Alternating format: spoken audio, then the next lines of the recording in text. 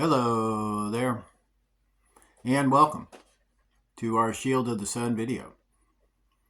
In this video, what I would like to do is further talk a little bit more about some of the subject matter that was presented on Melissa's blog, where one of these subject matters that she brought up was a subject called the Battle of Belmont, which was a massive neighborhood rumble fight that took place in Chicago between certain factions or groups that existed in Roscoe Village at the time.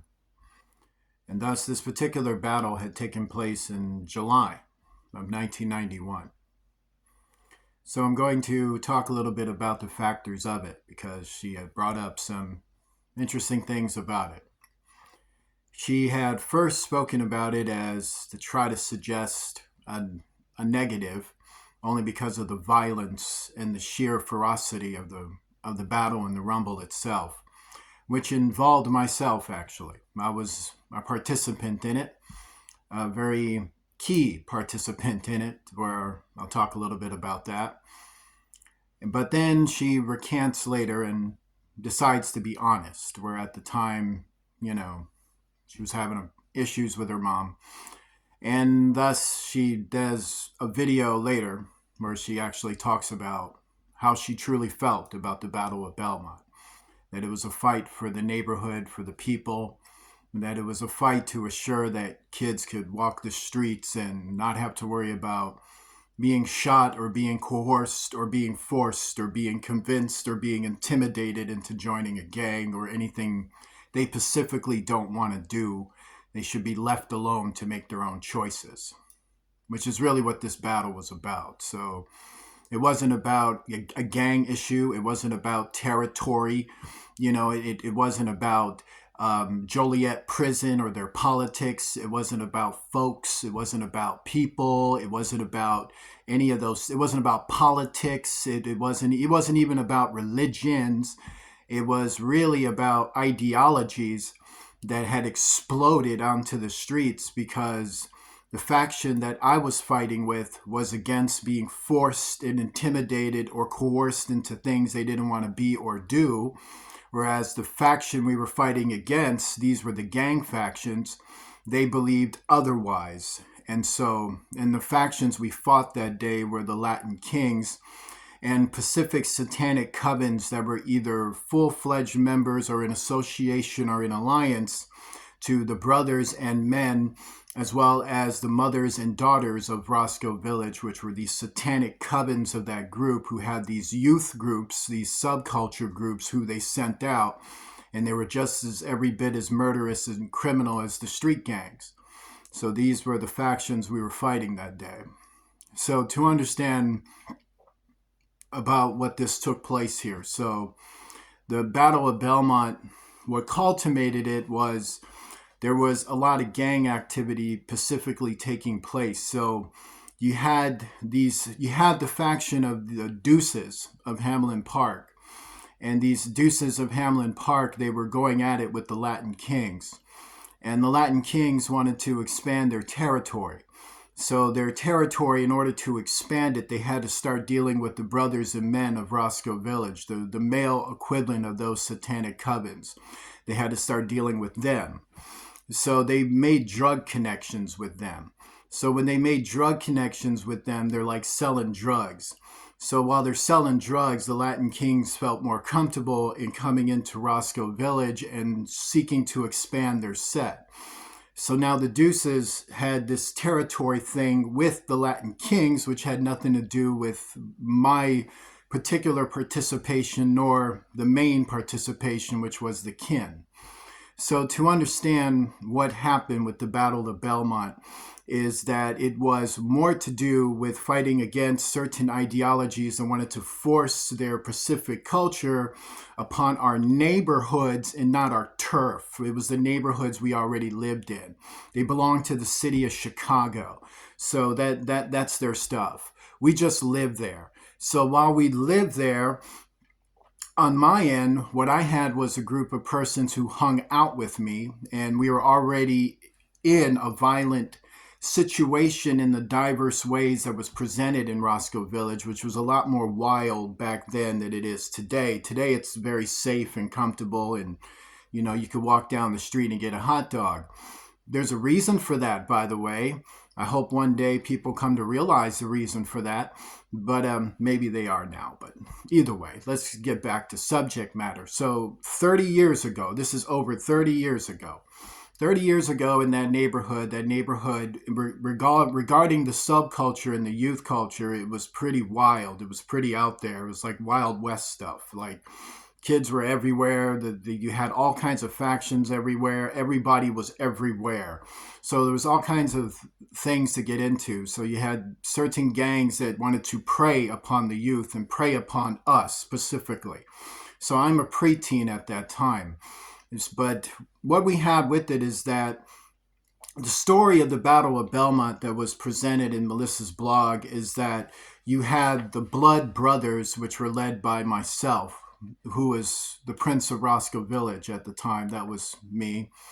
And then you had the Kin. And the Kin at that time were led by Gary and a council for whom Gary was answerable to. So the Kin was not a gang. The Blood Brothers were not a gang. And the other alliance or the other faction to it were the Deuces, who were a gang. But to understand it, the alliance was between the Blood Brothers and the Kin. My side of it, we were not a gang. We had nothing to do with gang banging. We were all about the neighborhood, the people, what was going on, and whatever kind of fun stuff there was, that's what we did. But it wasn't gang banging. And thus, the Kin also, same deal. They did the same thing we did. Everything but gang banging. And then you had the Deuces. Now, the Deuces had a more traditional side of a neighborhood-orientated thing, but they were into gang banging. I'm not going to say they're not. But the situation was they were already settled in Hamlin Park, so everybody in Roscoe Village was already used to them. They were used to them being where they were, so no one cared. They didn't go and expand and wanted to stretch out until they defeated this gang. They had this territory. Now, they could have ran into it, but they chose not to for the simple fact that it was a territory for which they were not allowed to do so for other parameters for which they know about. So to understand it, the Deuces confined themselves to Hamlin Park. They didn't want to expand that territory, but the Latin Kings did. So the Latin Kings of Lathrop Projects, this specific set of Latin Kings of Lathrop Projects, went into Roscoe Village and wanted to invade it. They wanted to take over that whole spot. And they wanted to use the brothers and men of Roscoe Village, the Satanic Covens, they form an alliance with them, and then that alliance spills over into them wanting to create a set of Latin Kings, several of them, in fact, in order to stretch from Belmont all the way down that street and then consume the rest of Roscoe Village and then go into Roscoe Street itself and then have another set that just goes all the way down. So you know what that would mean? That would mean that all of us who are the Blood Brothers at the time, that's what we called ourselves. And, we didn't drink blood or do all this crazy stuff. We did crazy stuff, but not that. And we weren't Satanists. You said, okay, we were just, preteens. Trying to survive Satanists is what we were trying to do and did successfully that summer. And the Kin, it was the same deal. So what would happen is they try to consume us. They would try to get us to join them and intimidate us and try to coerce us and try to extort us and then shoot at us and then turn our neighborhoods into utter violence and depravity and turn everyone out and make people even worse or stingent drug addicts. And that stuff, we already have problems in that area. They were going to come and make it like 77 times worse and force an entire Latin King ideology called Kingism. And we'd all have to follow that. And it would just be, we just didn't want to be what they wanted us to be. So there was no way we were doing that. So me being the leader of the Blood Brothers, there was a decision on my end. Who do you align with? Do you align with ideologies to keep things the way they are? Or do you align with the Latin Kings ideology and the Satanic Covens ideology? And our main opponents were not even the Latin Kings. They were the Satanic Covens. Like the Blood Brothers mainly fought the Satanic Covens. Like we fought the brothers and men of Roscoe Village. That was like our main thing of who we fought. And then sometimes we fought other gangs because the brothers and men of Roscoe Village would align themselves with gangs. So sometimes we'd have to fight them. So for us, it was to ask, where do we align? Do we align with the Latin Kings? And the answer, of course, was no, we don't. And we don't align, obviously, with Satanists. Those are our enemies. We would beat the crap out of them and go after them and defend our neighborhoods and defend our girlfriends and defend our families and defend our children and, well, the adults' children and our little brothers and sisters. And that's what we did. So to understand it, the kin was the same deal. The kin fought the Satanists. They fought the brothers and men of Roscoe Village, and they fought other gangs that intruded upon their neighborhoods, for which they said neighborhoods and not their territory. So they didn't want their kids being shot at. They didn't want their moms being shot at. They didn't want their fathers being shot at. They didn't want to be shot at in the street. Now, a lot of the families of the kin, they came from Tennessee, so they moved into Chicago some decades ago and then stayed there and developed themselves there and just established themselves there, and then had generations being raised there as well in this neighborhood. So this is the way we had it. This is the way we knew it. This is what we were comfortable with. So the Latin Kings and the brothers and men of Roscoeville, these satanic covens, Satanists really. So these Latin Kings and these Satanists, they wanted to change the culture. They wanted to change the way we lived. They wanted to change the peace, the traditions we had, the understandings we had, the compacts, the familiar relationships we had. They wanted to change all of that. They wanted, it's like someone coming to your party and saying, we're changing up this party. You guys suck. We're changing the music. We're changing the lights. We're changing the decorum. We're taking your women. You men, you guys are nothing. You're gonna wear our colors. You're gonna sprout our slogans. You're gonna throw up our signs. You're gonna sell our drugs too. First you're gonna sell them to your mother. Then you're gonna sell them to your dad if you have it. And then they don't even realize the situation in Roscoe Village. Like, it's already tough enough as it is with the pedo rings and the satanic rings that are constantly persecuting us. Now they come to persecute us. And then they hook up with our persecutors. So now they're twice as worse. So what would you do in that situation? You're going to fight. That's what you're going to do. You're going to fight. You're going to look at that situation and go, no, I'm fighting. That's it. You're threatening my life. You're threatening the lives of my family. You're threatening my friends. You're threatening the people I love. We're not doing that. We're fighting. Of course you're going to fight. You have no choice but to fight. That's what this fight turns into. So when it all imploded, when the Latin Kings decided they were going to cross their turf and come into their, what they call their new turf, this is how they're thinking. Now we have to defend our neighborhoods is what starts to happen. So they attack one of Gary's men, and then I get a call. And when I get a call, I pretty much know what's going to happen now. So I come out and I assemble with the Blood Brothers and I head over to Belmont. And when I head over to Belmont, now on our side, we had the Roscoe kids fighting with us. I was not the leader of the Roscoe kids. That was Sandra's brother named Tony who was. So that was another faction that fought with us that day. And they were aligned with the kin. So they fell under as members of the kin who were Roscoe kids. So then you had the kin led by Gary, the Roscoe kids, and then the Blood Brothers. So the kin was positioned at the center of Belmont, and this was on the left side of the street.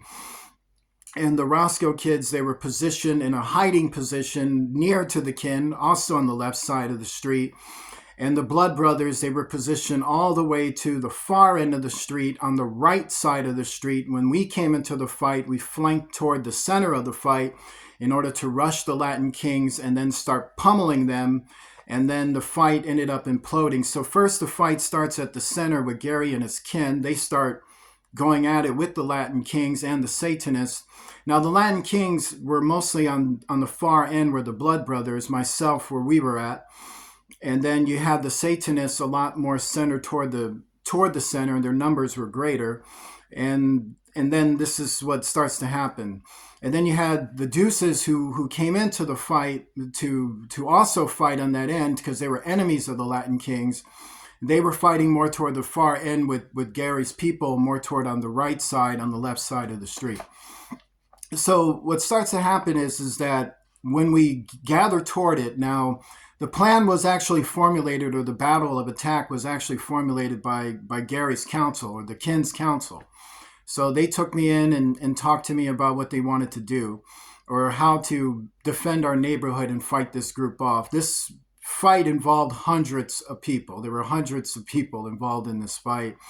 It was estimated close to about, in numbers vary, but it's probably close to about 200 people that took part in it. So it was a massive amount of numbers. So it was, and now for the Blood Brothers, we were a small group. So just imagine what we're running into. So to understand, what happened is that once this plan was formulated, I was to hide my group behind the fence along the bushes of Fullerton Park in the position I just mentioned, and then run toward that center, or the flanking end of the center all the way at the right, to run into that center, which is right into the center of the street where right and left of the street meets. So there was just a line of Latin kings. There was just a line of them that were all like right there. And then I had to engage them. So I fought a large number of them. So, and it is true, I knocked out and hurt a lot of them. It was about 14 men that I personally know I was fighting with, and did well, thank God. Just, it went well. So to understand it, all the Blood Brothers we were all fighting. So we took out that whole entire line is what we did. And we busted their faces open and broke their faces up and left them right there in the cement. And then when we busted them all up, this then crippled their numbers and kept the large of them scattered. Because though there's a lot of them, not everyone has that heart to fight, to keep fighting. So what happens is when we busted up their strongest men, their weaker men started running off, but then the strongest kept fighting at the center. So then we went toward the center. Then I ran into the center, and when I ran into the center, I ran into a problem because the numbers ended up consuming me, and then I'm getting pummeled on every end. And I got saved by my blood brother Joey, and then Tony as well. And then when I regrouped, I started pummeling them all back, and then that's when we grabbed these bottles. And then when we grabbed these bottles, the plan was to circle around our opponents and throw the bottles at our opponents to keep them contained in the center, so that Gary and the Roscoe kids can finish them off and then force them to run back to their neighborhood, back to the projects, and get the hell out of Roscoe Village. So in order to do that, then we started throwing these bottles at them to contain them. So we're like busting them up, and then we had tree branches. In order, they tried to run down Belmont into Roscoe Village, we would fight them off and force them to run back out. So that's what we started doing in order to further contain them. And once the containment was done and enough of them were beaten, we started chasing down stragglers who tried to run into our neighborhoods, and then we beat them up. And then when we were done beating them up, we run back to Belmont when the police were inbound. And we did speak to the police, and I will tell you what Gary said to the police regarding the Battle of Belmont. Now, these were his words to the police when they had to come by at the end of the scene. "We were fighting for our homes, man. These guys come and want to shoot us up. And their kids out here playing. What are we supposed to do, man?" That's what he told the police. And no one was arrested for it that day, by the way. Now, this is what he told us. "We're fighting for our homes, our right to exist, without anyone telling us what neighborhood we can go into and which one we can't." I'll let you be the judge. Join me in the prayer. Lord Jesus Christ, I pray, Lord, to rebuke all manner of evils from our lives and all manner of criminality and evil enforcement from our lives, and to destroy every wicked intention against us. In Jesus Christ's name, amen. If you'd like to donate to Shield of the Sun, please do so using Cash App to $ Shield of the Sun, spelled in small case letters closed together. I want to say God bless you. We'll see you soon.